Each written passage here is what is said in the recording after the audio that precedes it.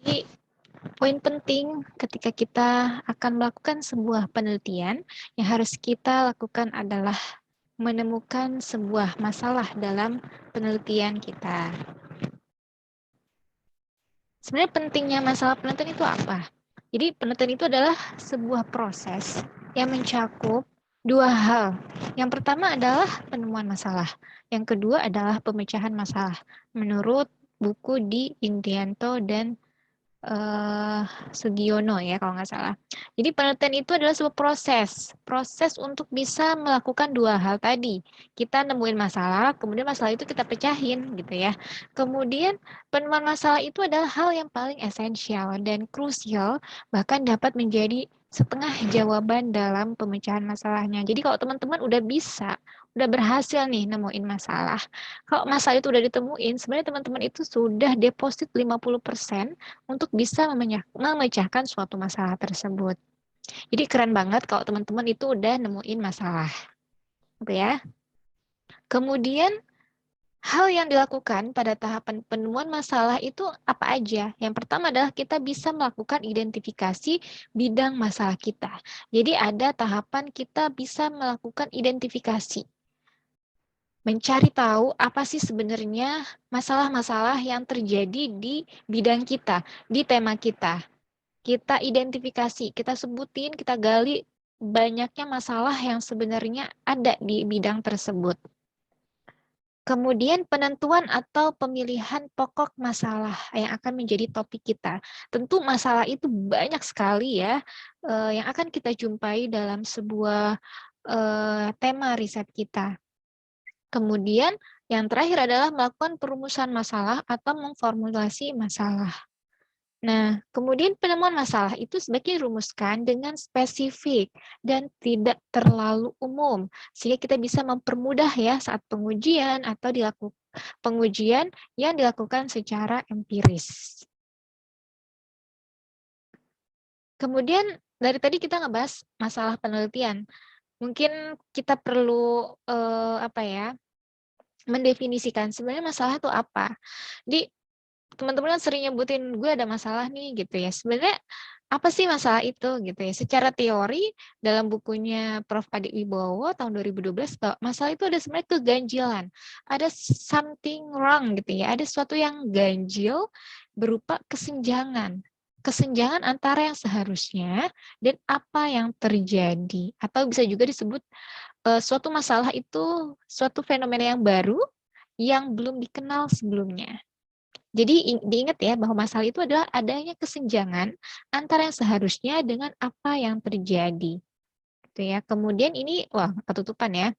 Ini menurut Prof. Sugiono, masalah adalah penyimpangan antara yang diharapkan dengan apa yang terjadi, antara peraturan dengan pelaksanaan, antara rencana dengan pelaksanaan, dan antara teori dengan praktek. Jadi kalau misalnya teman-teman nemuin suatu fenomena di lingkungan teman-teman, antara peraturan, kemudian dengan praktek itu terjadi kesenjangan, terjadi penyimpangan, nah itu disebut juga dengan sebuah masalah. Jadi gampang banget kan teman-teman untuk bisa nentuin, oh ini masalah, oh ini enggak. Intinya kalau ada suatu hal yang berbeda dengan yang seharusnya, dengan apa yang rencana, kemudian pelaksanaan, kemudian teori dengan prakteknya berbeda, nah itu udah disebut sebuah masalah. Oke, mungkin teman-teman masih bingung ya. Oke, nggak apa-apa. Kita lanjut ke contohnya mungkin ya. Misalnya kita nentuin masalah dari lokus penelitian nih. Misalnya teman-teman bekerja di sebuah tempat ya, di sebuah perusahaan atau apa, kemudian kita bisa melihat dari sisi ruangan misalnya ya. Ini adalah identifikasi masalah lokus penelitian. Contohnya apa sih identifikasi masalah? Yang pertama, udara dalam ruangan tidak nyaman atau terlalu dingin. Hal ini teridentifikasi dari banyaknya ruangan kecil yang mempunyai 2 AC. Ini kan bisa menjadi sebuah masalah ya teman-teman. Di mana seharusnya pegawai itu kan merasa nyaman ya ketika kerja, tapi kenyataannya saat pelaksanaannya itu mereka merasa tidak nyaman. Kemudian penataan ruangan tidak nyaman, hal ini teridentifikasi dari penataan meja dan kursi pegawai yang berdempetan satu sama lain di ruangan yang cukup luas. Ini juga bisa menjadi sebuah masalah, gitu ya. Kemudian pegawai sulit konsentrasi. Harusnya kan pegawai memang harusnya bisa konsentrasi ya terhadap pekerjaannya. Karena cat dinding yang mengganggu penglihatan. Hal ini teridentifikasi dari dinding yang dicat dengan warna kuning menyala. Ini adalah contoh-contoh identifikasi masalah berdasarkan di lokus penelitian. Kemudian coba teman-teman sekarang sebutin atau identifikasi deh masalah-masalah yang berkembang di bidang penelitian. Silahkan komen aja di komen aja di kolom YouTube ya. Sebenarnya masalah di bidang penelitian apa aja sih gitu ya. Oke, pasti sesuaikan saja dengan tema yang teman-teman interest, tema yang kalian minati gitu ya. Oke, silahkan disebutkan masalah sesuatu hal yang terjadi perbedaan atau terjadi penyimpangan atau keganjilan dengan yang seharusnya. Misalnya nih, bocoran aja ya, misalnya teman-teman di bidang perhotelan nih, banyak dijumpai misalnya karyawan hotel yang tidak menguasai bidang yang digeluti, misalnya itu di bidang aspek skill. Kemudian banyak hotel yang tidak taat pajak gitu ya. Banyak hotel yang terkendala dengan jaringan wifi dan lain sebagainya. Jadi ya sesuatu yang negatif gitu ya, sesuatu yang terjadi kesenjangan gitu. Coba teman-teman sebutin kira-kira masalah apa sih yang terjadi di lingkup bidang perhotelan. Misalkan minimal sebutin satu aja. Gitu. Oke, kita lanjut.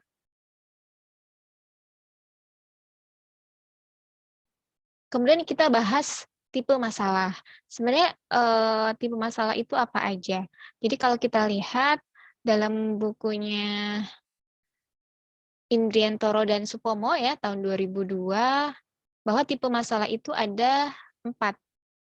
Ada 4 klasifikasi menurut bukunya Indriantoro dan Supomo ini. Yang pertama adalah masalah-masalah yang ada saat ini di suatu lingkungan organisasi yang memerlukan solusi.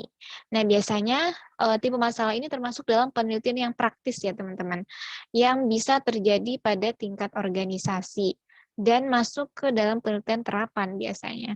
Nah, contohnya apa? Contohnya adalah misalnya ada pimpinan sebuah hotel di daerah X.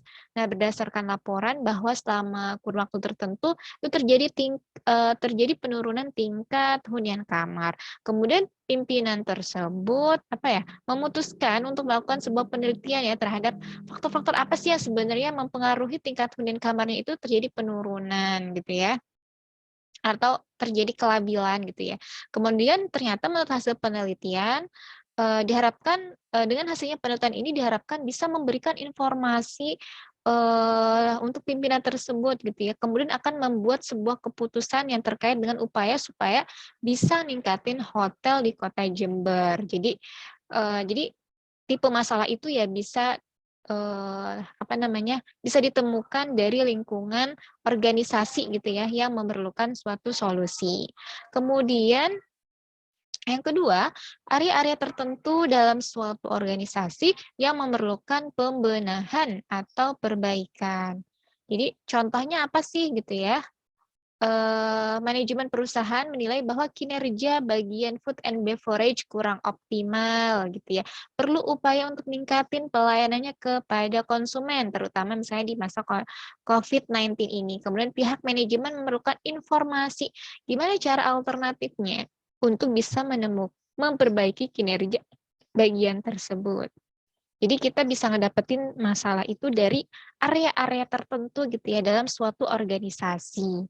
Gitu. Kemudian yang ketiga, persoalan-persoalan teoritis yang memerlukan penelitian untuk menjelaskan atau memprediksi fenomena. Ya, kalau terkait dengan poin 3 ini, penelitian terkait perhotelan itu tidak semuanya langsung ya berkontribusi memberikan pemecahan masalah praktis, bisa juga memberikan, pengembangan suatu teori gitu ya. Misalnya anggaran sebagai alat perencanaan keuangan suatu perusahaan merupakan pedoman untuk menilai kinerja manajer dan bawahannya dengan cara membandingkan target anggaran dan realisasi. Nah, selisih anggaran kemungkinan dapat bersifat menguntungkan atau sebaliknya. Secara teoritis ya, selisih anggaran itu dipengaruhi oleh target anggaran yang ditetapkan dan kinerja manajer dan bawahan. Kemudian penelitian dapat diarahkan untuk menganalisis kedua aspek yang menyebabkan selisih tersebut. Hasilnya itu bisa dapat memprediksi kemungkinan terjadinya selisih anggaran ya. Kemudian yang keempat, pertanyaan penelitian yang memerlukan jawaban empiris. Contohnya apa sih? Yaitu penelitian untuk menguji hubungan antara anggaran yang disusun secara partisipatif dengan melibatkan para pimpinan dan di bawahnya terhadap kinerja individu yang terlibat dalam proses penyusunan anggaran hasilnya. Apakah saling bertentangan gitu ya. Nah, di pihak lain ada penelitian menemukan bahwa keduanya itu tidak signifikan. Kemudian penelitian dapat diarahkan untuk menemukan jawaban secara empiris terhadap pertanyaan yang belum terjawab atau jawaban penelitian yang sebelumnya yang tidak jelas mengenai hubungan antara anggaran partisipatif dengan kinerja manajer bawahan. Jadi itulah ada tipe-tipe masalah. Jadi kalau kita bisa apa namanya ingin menentukan masalah kita itu sebenarnya masuk dalam kategori apa? Apakah poin 1, 2, 3, dan 4 gitu ya. Apakah teman-teman masuknya ke nomor 2 gitu ya, kita penentuannya itu berdasarkan area-area tertentu dalam suatu organisasi, atau pengennya tipe masalah itu untuk bisa, apa ya, memerlukan jawaban secara empiris, atau apa namanya, untuk memprediksi suatu fenomena, bisa juga untuk, apa ya, memberikan solusi ya terhadap, masalah-masalah yang terjadi di tingkat organisasi. Kemudian kita lanjutkan ke pembahasan selanjutnya, yaitu kriteria masalah.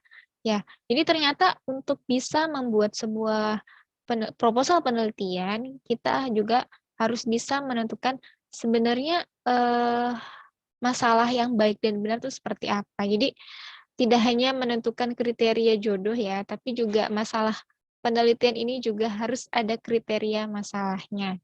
Oke. Nah, untuk kriteria masalah ini,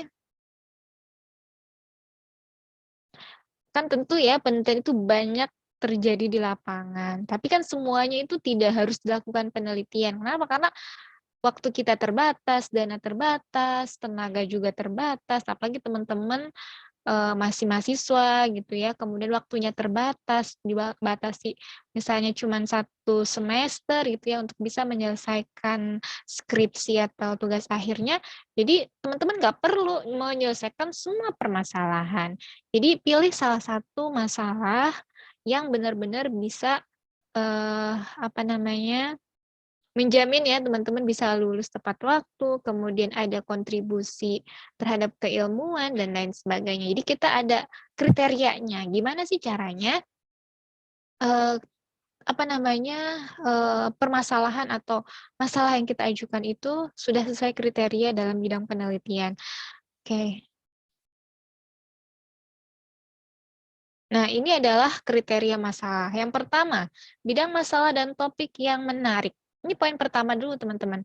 Jadi pastikan bahwa teman-teman itu memilih topik atau tema itu sesuai dengan minat kalian. Jadi jangan sampai ada keterpaksaan dalam menentukan sebuah topik penelitian. Kenapa? Karena ini yang akan kalian temukan tiap hari ketika kalian menyusun sebuah proposal sampai selesai sampai akhir. Jadi usahakan untuk apa ya, sesuai dengan minat teman-teman semua gitu ya, agar melakukannya itu penuh dengan cinta gitu, penuh dengan rasa bahagia gitu ya.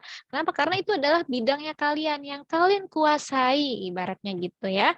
Ya walaupun tidak menguasai, yang penting teman-teman tuh udah suka dulu, kalau udah suka, mau nggak mau gitu ya, kita akan menyelesaikan. Kan udah mulai kalian sudah membuka pintu, ya kalian harus bisa menyelesaikan misi kalian sampai kalian keluar gitu ya. Jadi yang pertama pastikan dulu nih teman-teman, kalian tuh udah nentuin temanya itu yang benar-benar kalian kuasai atau yang kalian sukai atau yang kalian minati gitu ya.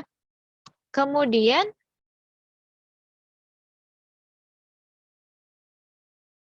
kalau bisa juga memang sesuaikan dengan latar belakang peneliti gitu ya. Artinya teman-teman memang menguasai di bidang itu. Kalau kalian sekarang ini adalah kalian lagi belajar tentang pengelola perhotelan, ya udah berarti temanya itu, topiknya itu ya yang harus berkaitan dengan topik tersebut gitu ya. Jadi jangan sampai terlalu jauh. Kenapa? Karena nanti kalian akan capek sendiri gitu ya. Karena waktu untuk belajar sesuatu hal yang baru itu juga butuh effort yang luar biasa. Jadi pastikan bidangnya itu memang bidang di bidang kalian gitu ya. Kemudian pendidikan peneliti ya teman-teman semua terkait dengan pariwisata ya, prodi perhotelan, kemudian suatu pemikiran yang benar-benar ditekuni oleh kalian. Insya Allah itu akan mempermudah kalian untuk mempercepat proses penelitian kalian. Kemudian poin apa lagi sih yang perlu kita ketahui gitu ya terkait dengan kriteria masalah. Oke, poin pertama mungkin teman-teman sudah lolos ya, kan sudah bisa nentuin bidang kalian masing-masing. Nah, yang kedua yang perlu kalian perhatikan adalah signifikansi secara teoritis atau praktis. Jadi seorang peneliti itu harus bisa memiliki pemahaman bahwa masalah yang diteliti memiliki nilai signifikansi secara teoritis atau secara praktis gitu ya. Nah, pertimbangannya apa? Yang pertama, adanya dukungan konsep-konsep teoritis dari penelitian sebelumnya. Gitu ya. Jadi pastikan tema penelitian kalian itu memang sudah ada penelitian-penelitian sebelumnya gitu ya. Bukan yang baru banget gitu ya. Ya mungkin kalau kualitatif biasanya memang fenomena-fenomena baru gitu ya. Tapi kalau untuk penelitian kuantitatif, harapannya adalah pastikan topik kalian ini adalah topik yang memiliki penelitian terdahulu. Makanya kemarin saya meminta teman-teman untuk ngebuat matriks sesuai dengan tema kesukaan kalian. Kalau misalnya temanya tentang food and beverage, pastikan teman-teman menemukan penelitian terdahulu terkait food and beverage itu. Saya kira melalui Google Scholar atau database dari internasional itu banyak banget. Jadi teman-teman setidaknya tuh sudah menemukan 5 penelitian yang sejenis terkait dengan tema yang kalian sukai tadi, gitu ya. Itu kategorinya. Kalau kategori ini tidak ada, maka coba cari lagi deh ide-ide penelitiannya. Kemudian yang kedua, tersedianya dan dapat diperolehnya data yang relevan, gitu ya, dengan topik penelitian. Jadi kalian juga harus memastikan bahwa dengan topik ini kira-kira bisa nggak sih gue dapetin datanya. Jangan terlalu yang susah-susah banget gitu ya. Jadi teman-teman itu sudah visioner. Kira-kira kalau penelitiannya seperti ini, datanya itu akan diperolehnya itu mudah atau enggak. Kenapa? Karena nanti ini berkaitan dengan waktu kalian untuk menyusun sebuah penulisan ilmiah gitu ya. Coba kalian lihat deh dari matriks yang kalian buat itu, kira-kira untuk perolehan datanya seperti apa? Apakah diperoleh dengan kuesioner atau apa gitu ya. Jadi pastikan teman-teman akan mudah untuk memperoleh data tersebut. Oke, poin ketiga. Ada kontribusi hasil penelitian terhadap pengembangan teori atau pemecahan masalah praktis. Jadi, tema riset kalian itu bisa menjadi dua. Yang pertama bisa untuk mengembangkan teori, jadi secara teoritis aja. Kemudian yang kedua adalah pemecahan masalah praktis. Jadi bisa atau untuk penelitian terapan. Jadi misalnya teman-teman menemukan suatu masalah di organisasi, kemudian kalian apa namanya, kalian pecahkan masalah itu, kemudian dari pemecahan itu digunakan ya untuk organisasi tersebut, program tersebut. Ya akhirnya teman-teman itu penelitiannya artinya bisa memecahkan sebuah masalah praktek. Tapi kalau misalnya penelitiannya untuk mencari hubungan, untuk mencari perbandingan, artinya itu untuk pengembangan teori saja gitu ya. Itu nggak apa-apa, nggak masalah gitu ya. Kemudian Kriteria selanjutnya apa sih? Dapat diuji melalui pengumpulan data dan analisis data, gitu ya. Nah, masalah yang diteliti juga harus dapat dikumpulkan dan dianalisis. Tidak hanya apa ya, menarik dan signifikan, tapi juga kita harus bisa apa ya, menganalisisnya gitu ya, dikumpulkan kemudian dianalisis. Nah, hal yang perlu dilakukan ya agar masalah itu dapat dianalisis dan dikumpulkan adalah dengan mengisolasi masalah tersebut sehingga lebih spesifik gitu ya. Lebih spesifik yang terlihat dengan adanya identifikasi variabel yang jelas dan unit analisisnya. Jadi apa namanya? Jadi kita bisa memastikan ya, menentukan apa sih variabelnya, apa unit analisisnya. Jadi sudah jelas gitu, kita isolasi itu masalahnya gitu. Kita lebih spesifikin lagi gitu ya, sehingga kita akan mudah untuk mengumpulkan dan menganalisa datanya. Nah, jadi harapannya teman-teman yang sudah mengumpulkan berbagai referensi terkait minat dan topik itu, kalian sudah bisa menentukan variabelnya apa sih gitu ya. Teman-teman udah bisa mengisolasi kira-kira variabelnya apa ini yang akan kita cari gitu ya.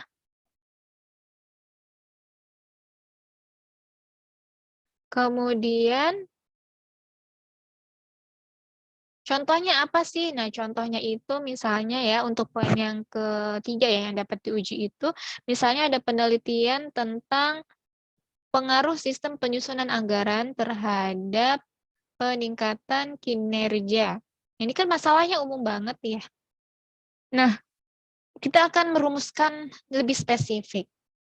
Jadi rumusan masalah yang spesifiknya itu misalnya apakah penyusunan anggaran partisipatif itu mempunyai pengaruh terhadap peningkatan kinerja manajer secara individu. Kemudian yang kedua, apakah anggaran yang disusun secara partisipatif itu mempunyai pengaruh terhadap peningkatan kinerja bagian organisasi. Ini kan lebih spesifik ya dibandingkan dengan yang tadi.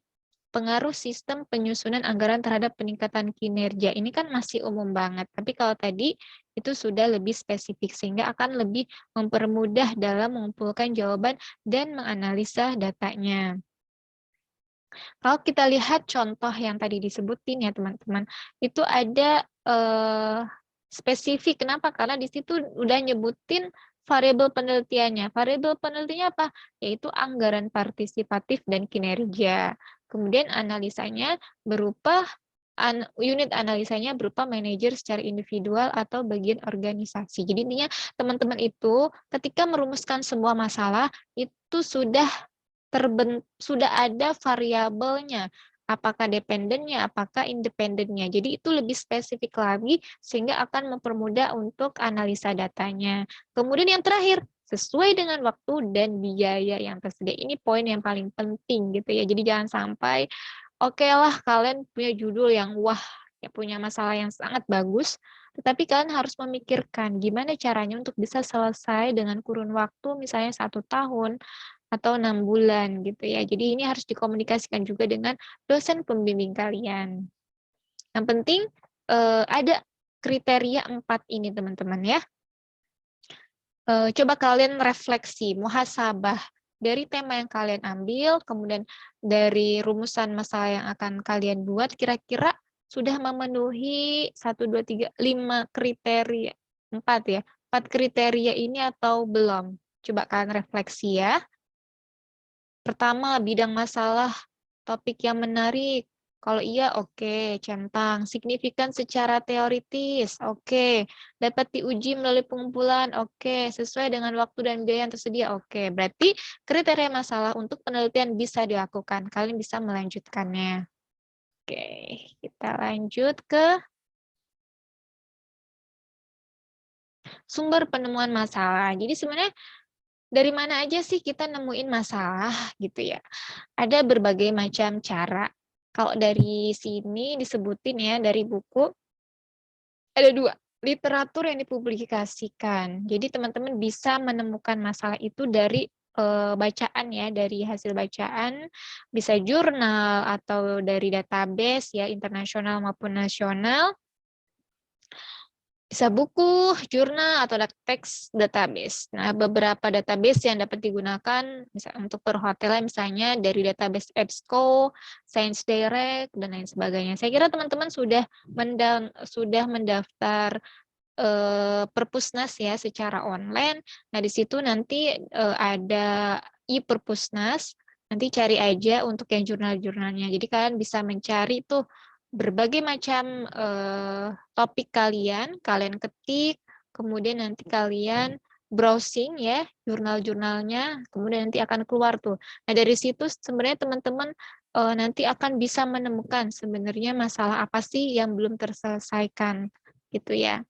Atau bisa juga dengan dari literatur yang tidak dipublikasikan, contohnya skripsi, tesis, disertasi, paper, atau makalah seminar. Kenapa? Biasanya kalau kita baca skripsi, tesis, disertasi, itu di bagian saran ya, itu pasti ada saran untuk penelitian selanjutnya. Nah, itu bisa menjadi poin penting untuk teman-teman semua, itu seperti menemukan sesuatu yang wah gitu ya. Kenapa? Karena kalian udah diarahkan oleh peneliti sebelumnya. Jadi misalnya penelitian ini sebaiknya penelitian selanjutnya sebaiknya fokus kepada variabel X dan Y misalnya.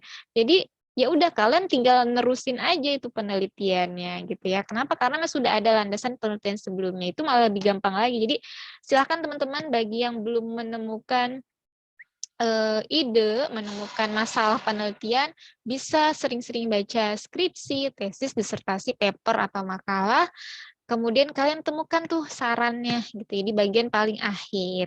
Di situ biasanya ada saran untuk peneliti selanjutnya. Itu gampang banget gitu ya. Atau misalnya teman-teman pengennya secara internasional cari database ya yang gratisan ya di Perpusnas. Perpusnas itu kalian temukan, kalian cari, kalian baca. Memang butuh effort yang luar biasa gitu ya untuk bisa menyelesaikan sebuah proposal penelitian. Oke, kita lanjut.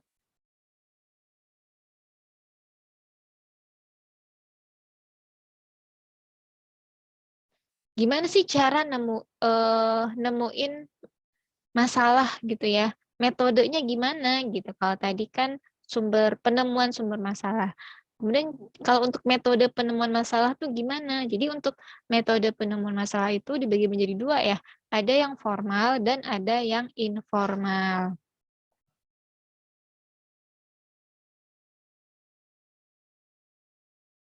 Kita lanjut. Ini ada berbagai macam, teman-teman, untuk pendekatan formal. Ada metode analog, metode renovasi, metode dialektis, metode morfologi, metode dekomposisi, dan metode apa nih? Agregasi. Oke, kita bahas satu-satu ya. Yang pertama adalah metode analog. Dari bahasanya aja nih teman-teman, metode analog.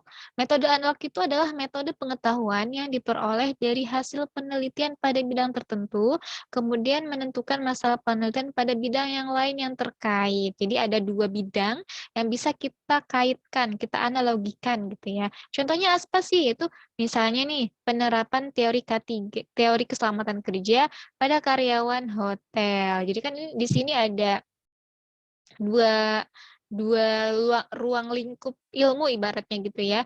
Ada ruang lingkup karya apa namanya di bidang perhotelan dan K3 gitu ya. Jadi di sini ada metode analog. Jadi bagaimana kita menerapkan ilmu K3 di bidang perhotelan gitu ya. Kemudian yang kedua metode renovasi.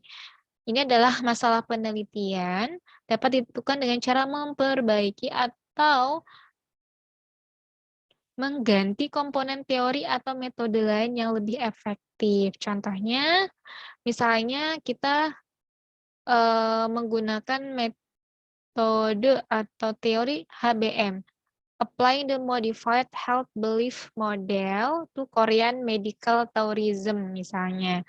Nah, dalam riset tersebut menggunakan model atau teori HBM untuk memprediksi alasan seseorang untuk melakukan perjalanan gitu ya, perjalanan wisata medis, dan akan digali lebih dengan model lain misalnya teori lainnya yang ternyata itu lebih efektif gitu ya. Itu namanya renovasi ya, memperbaiki itu.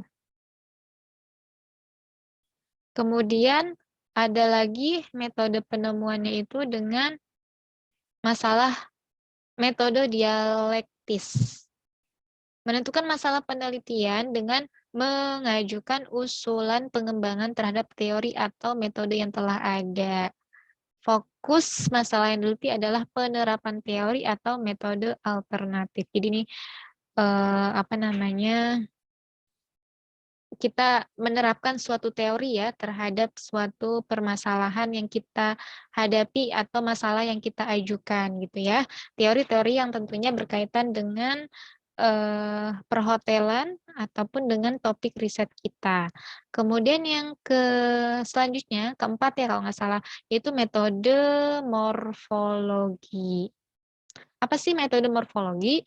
Metode ini adalah metode untuk menemukan masalah penelitian dengan menganalisis kemungkinan kombinasi masalah penelitian yang berhubungan dalam bentuk matriks.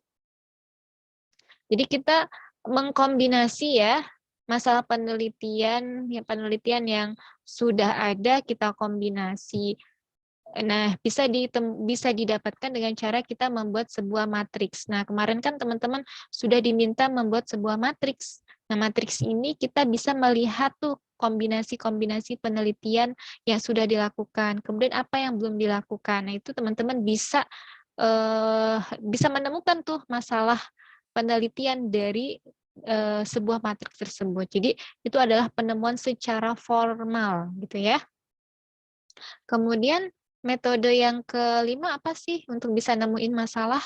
Itu metode dekomposisi. Apa itu? Metode dekomposisi adalah masalah penelitian ditemukan dengan cara membagi masalah ke dalam elemen-elemen yang lebih spesifik. Kira ini tidak perlu dijelaskan lebih lanjut ya. Jadi dengan adanya masalah yang sudah kita temukan, kemudian kita buat lebih spesifik lagi. Itu juga bisa. Ya. Kemudian ada metode agregasi. Metode agregasi adalah kebalikan dari dekomposisi, yaitu menggunakan hasil penelitian atau teori dari berbagai bidang penelitian yang berbeda untuk menentukan suatu masalah penting yang lebih kompleks. Jadi ini kebalikannya ya, kalau yang tadi kan lebih spesifik, kalau ini lebih lebih general dan lebih kompleks gitu ya. Misalnya penerapan teori nilai sekarang dalam akuntansi beasiswa dan akuntansi sumber daya manusia. Jadi lebih kompleks gitu ya. Tidak hanya akuntansi beasiswa tapi juga ada akuntansi sumber daya manusia.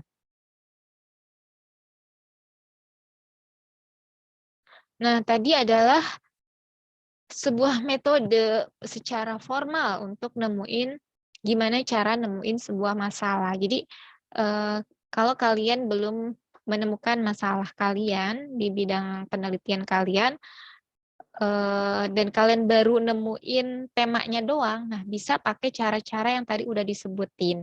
Bisa pakai dialektis, atau analogi, atau lain sebagainya. Coba nanti dibaca-baca ulang lagi ya. Kemudian, gimana caranya kalau metode penemuannya itu secara informal? Itu juga bisa kita lakukan. Dengan cara apa? Dengan cara perkiraan, terus fenomenologi, konsensus, dan yang terakhir adalah pengalaman. Jadi, pengalaman ini bisa juga menjadi metode untuk bisa menemukan sebuah masalah, tetapi masuk kategorinya adalah masalah secara informal. Yang pertama kita bahas ya, metode perkiraan itu apa? Menemukan masalah penelitian berdasarkan intuisi pembuat keputusan mengenai situasi tertentu yang diperkirakan mempunyai potensi masalah. Nah, metode ini kurang didukung oleh bukti-bukti yang cukup ya, karena hanya perkiraan pembuat keputusan. Jadi ini cuman berdasarkan intuisi dari pembuat keputusan aja sih terkait dengan potensi masalah gitu ya. Jadi belum ada bukti-bukti yang relevan, tetapi si pembuat keputusan itu sudah bisa menemukan masalahnya, tapi tidak didukung oleh bukti-bukti. Jadi cuman berdasarkan pikiran aja, intuisi aja, feeling gitu ya. Kemudian yang kedua adalah metode fenomenologi, yaitu menemukan masalah penelitian berdasarkan hasil observasi terhadap fakta atau kejadian. Nah, fakta atau kejadian yang diamati dalam lingkungan bisnis, misalnya berupa latar belakang berdirinya perusahaan, filosofi, kebijakan manajemen, persepsi, sikap, dan perilaku anggota organisasi, serta kinerja operasional perusahaan. Nah, itu adalah metode fenomenologi. Kemudian ada yang namanya metode konsensus. Nah, metode konsensus itu berdasarkan adanya konsensus atau konversi dalam praktek bisnis. Misalnya kebiasaan yang dipraktikkan dalam bisnis yang tidak dilandasi oleh konsep atau teori yang baku, gitu ya. Kemudian yang terakhir adalah metode pengalaman. Masalah penutupan ini didapatkan berdasarkan pengalaman perusahaan atau orang-orang yang dalam perusahaan. Saya juga pengalaman-pengalaman kebiasaan-kebiasaan yang terjadi di suatu masyarakat gitu ya. Nah itu bisa, kita buktikan gitu ya, apakah benar atau tidak, kita uji, seperti itu. Apakah pengalaman ini memang, benar gitu ya. Oke, selanjutnya kita akan ngebahas tentang rumusan masalah di video selanjutnya ya. Terima kasih.